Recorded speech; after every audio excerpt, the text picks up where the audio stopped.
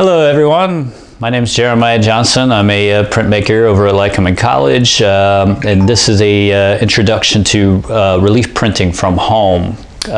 First test sample, and what I'm going to show you right now is the supplies you need for home printing. So right here we have the supplies. First up, you need linoleum. Linoleum's fairly easy to carve and nice to make relief prints with. So this is Battleship Gray linoleum, and for my class I actually gave you 2 sheets of it. Here. Then this is what they use in cabinets as a liner. In a sense, they put them in cabinets now. They're non-slip sort of mats. You can buy them at the Dollar Tree for $1 in a roll, and they're great for laying underneath the linoleum while you're cutting. They won't slide or slip when you're cutting the linoleum. Right here is our registration block. I actually made this out of a piece of 1/2-inch plywood with a 1/8 inch sheet of plywood stripping along the top edge to be able to rest the linoleum in there. And this is what we'll use for registration when printing. All right, we have 2 different kinds of paper over here. We have Western style paper. This is actually Reves lightweight. It's good quality traditional printmaking paper. It's lightweight, meaning that you can do rubbings or transfers on the back of it fairly easily and be able to pull up the ink. This is our Western paper, and then this here is a Japanese paper. It's a Hosho type of student grade paper, Japanese paper, with the long fibers, very, very thin, but also very, very strong and very good for printing.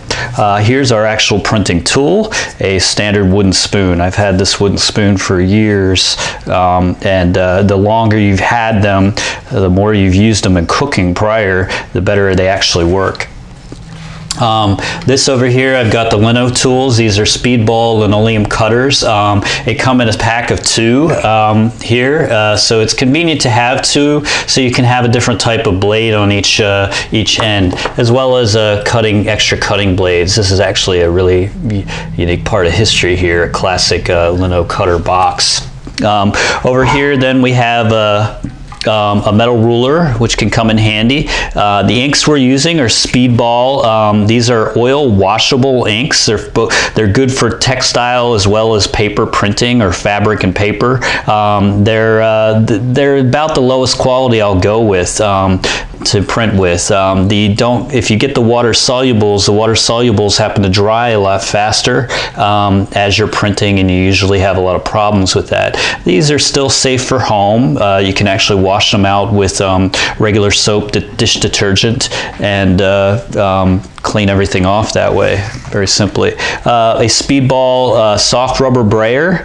They're better than the hard ones because the hard ones have a tendency not to be perfectly flat on the surface after several uses. The soft ones, if you like to ink up and get down into the groove sometime, that's what this is good for. Right here, these little guys here are aluminum pushpins. You need 2 of those for registration, which I'll be talking about later. Also, some other tools you might need is a glass pallet. This is just a simple piece of glass with duct tape around the edges and a matboard backing. The matboard's white on the one side, so it looks like so it's nice and white as you're using it. A paint scraper. You can buy 4 of these really, really cheap, simple paint scrapers for $1 at the Dollar Tree. As well, a pencil sharpener, eraser, a stick of graphite for graphite transfers, and a nice Sharpie marker here.